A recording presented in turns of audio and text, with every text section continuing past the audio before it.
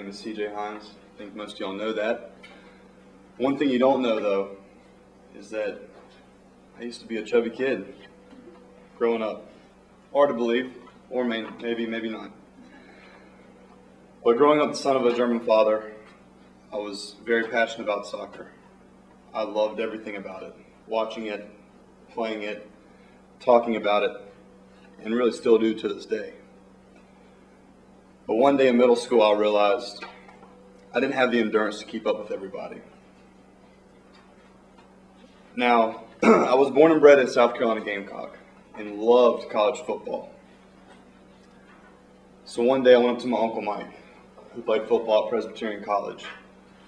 And I said, hey, I really want to play football. And I think the only thing I think I could possibly do would be a kicker or a punter, with my soccer background. He's like, well, I don't really know anything about kicking or punting.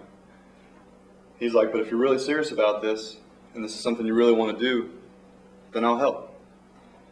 So about a week later, he came back to me with, kid you not, 25 pages, like this thick paper on how to kick a football. I don't even know where he got this stuff from, but he got it. And from that day on, every weekend we would go out to the practice fields.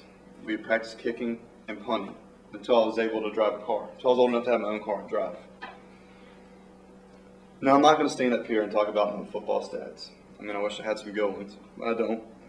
My highlights, or my memories that I've had up until this point, what I am going to share with you is the lessons that have taught me over the years and the type of person it has led me to become.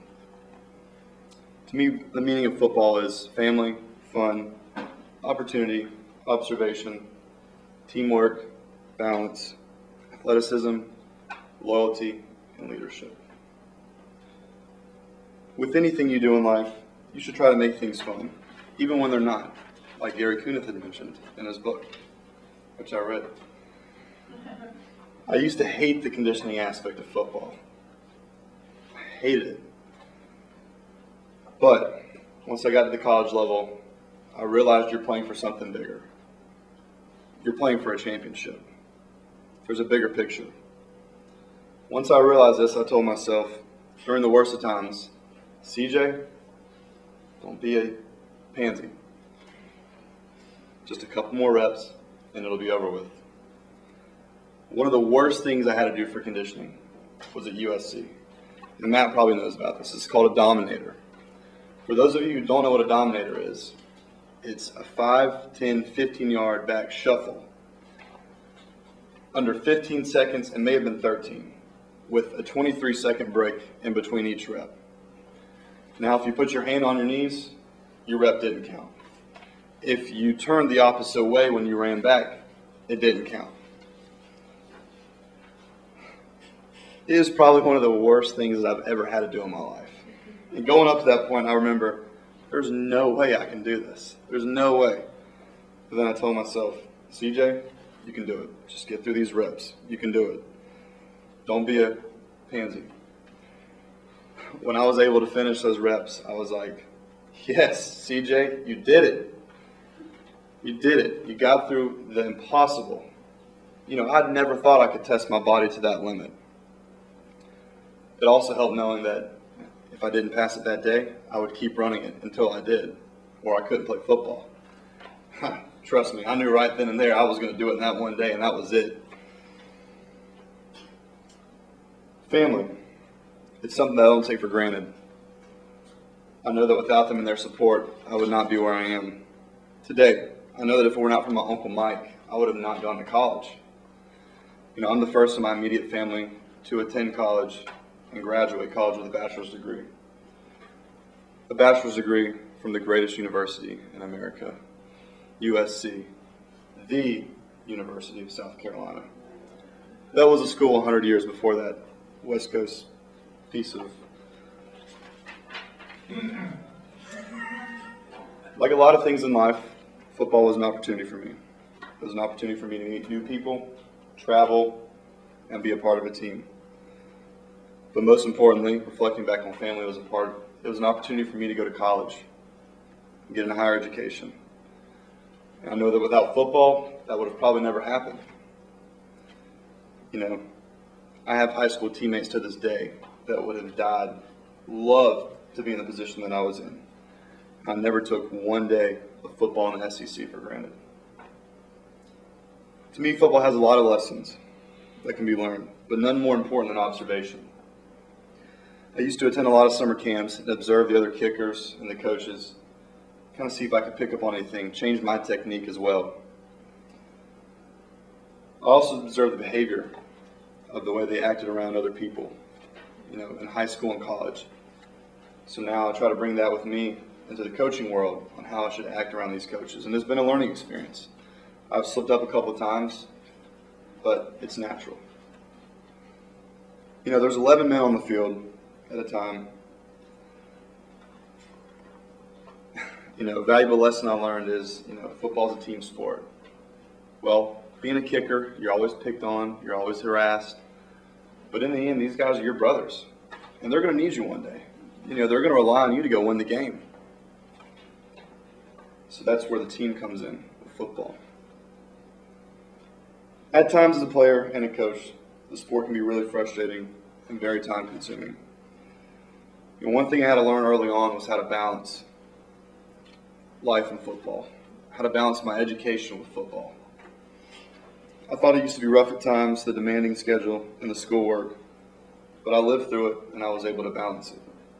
I never let one conflict with the other, and that's probably why I was able to succeed at both of them. Now, as a coach, I had barely any time to even write this speech. I just know that the rewards of putting yourself through hard and difficult times always pay off. Earlier, I mentioned that I used to be this chubby kid back in middle school and leading up to my freshman year of high school. After about a year of weightlifting and a complete season under my belt, that little chubby kid walking around the halls was barely noticeable as a sophomore. Of course, I grew about 3 to 4 inches and finally grew into my body, but lost a lot of weight as well. I remember that feeling of people just noticing you, and that feeling you get when people just notice you. And I thought, you know what? I'm never going to be that kid ever again, ever. I got to say, football has helped a lot with that. I still try to bring that football mentality over with me after my shoulder pad and helmet days. I remember after one of the games at USC, we would always meet up with our parents in the weightlifting room. My mom saw my name up on the wall, and she was so excited for something I accomplished. It was regarding my agility. Lord knows it wasn't for my strength. But when people notice that you're athletic, they really take notice. And for me, it was a drive. It was a drive for me to maintain as much of that lifestyle as I can. Because I know one day, 30 years from now, I'm not going to be able to do the same things I can do now. I personally feel like everybody should not only be proud of where they come from, but loyal as well. What I mean by this is being loyal to yourself, your friends, your family, and your school, through thick and thin. I know I reflect back on the Gamecocks a lot. But there used to be a time in the 90s when they were terrible. Terrible. The only thing they had going for them was feeding the Bloodfish. I remember after a defeated season, our first win was against New Mexico State. I was probably about 11 years old. The student section tore down a goalpost, threw it over Williams Bryce, and drug it all the way to 5 Points, which is our local bar scene. So I know what it feels like to have witnessed the worst and have lived through the best.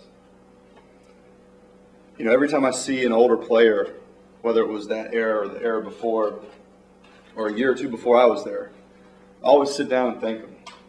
It may puzzle them sometimes, but I always thank them. Because I realize, hey, man, without your effort, none of this that I went through would have been possible.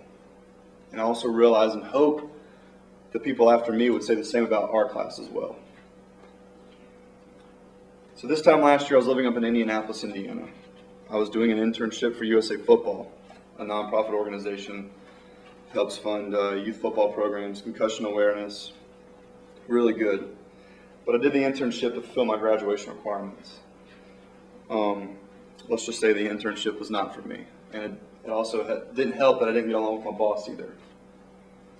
One day during that summer, I had the opportunity to work a summer football camp at one of the local high schools.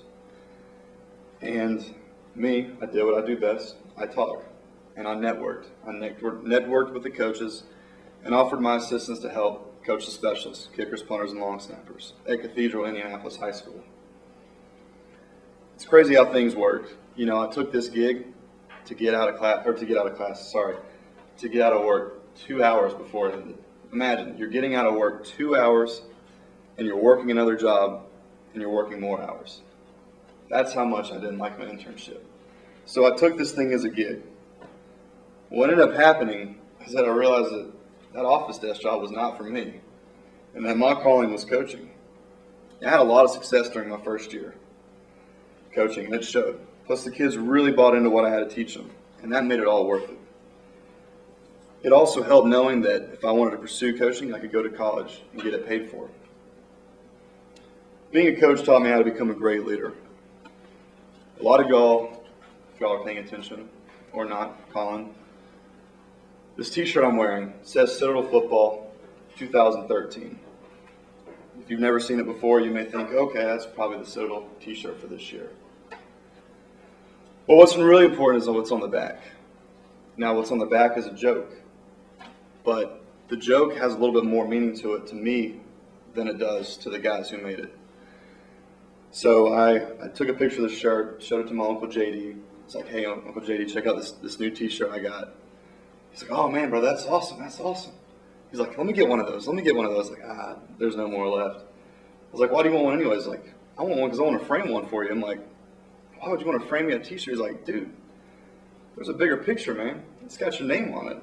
I was like, yeah, so what?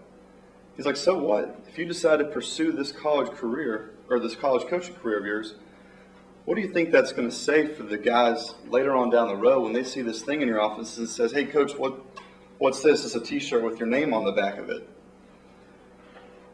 He's like, you can tell them that your kids thought so well of you and thought that you were such a great leader that they wanted to include you on the t-shirt with them because that's how much they respected you. Now, a lot of guys in the office aren't really happy about this. I think they're probably not happy about it because they don't have their own, with their own name on it, coaching their group. About a year ago, ESPN did a 30 for 30 on Sylvester Croom. Sylvester Croom was the first African-American coach in the SEC. He took over a very bad program. It was a really great show. I mean, I still try to watch it every now and then. But one things that I take away from that show more than anything is when he's talking about the struggles of the team. You know, like you and your music, this kind of hits me a little bit as well. But he addresses his team, and this one thing, it still kind of just takes me back. He's just like, sits down, addresses his team, is like, guys, you aren't going to be here to reap the rewards. Imagine a coach telling me that. You're not going to be here to reap the rewards. But those guys that do, I'll never let them forget you. I thought, wow, how unselfish is this man? And I can't believe what he just said. This guy is a great leader. And if I was ever in that same position, I wish I could address my team the exact same way. After hearing that and coaching at the same time, I realized that this is the type of career that I want to pursue. A career where I can make a difference in someone's life, whether it be on the field or off. Now, some people may view football as simply a contact sport where 22 people try to hit each other every play. But then there's people like me who have lived a life as a player and a coach and view it as something more, far beyond that. Like most things, it starts out as a hobby, something you enjoy doing. Then it gives you an opportunity to meet new friends and experience new things. But the further you get involved in the sport and career, you start to realize there's more to it. It taught me a lot of valuable lessons in life. A lot of lessons that I'd like to be able to share with my players, family, and kids of my own someday if I ever have any. Like many things in life, there are highs and there are lows. But those who are able to push through the worst of times will realize the things they're able to accomplish later on down the road.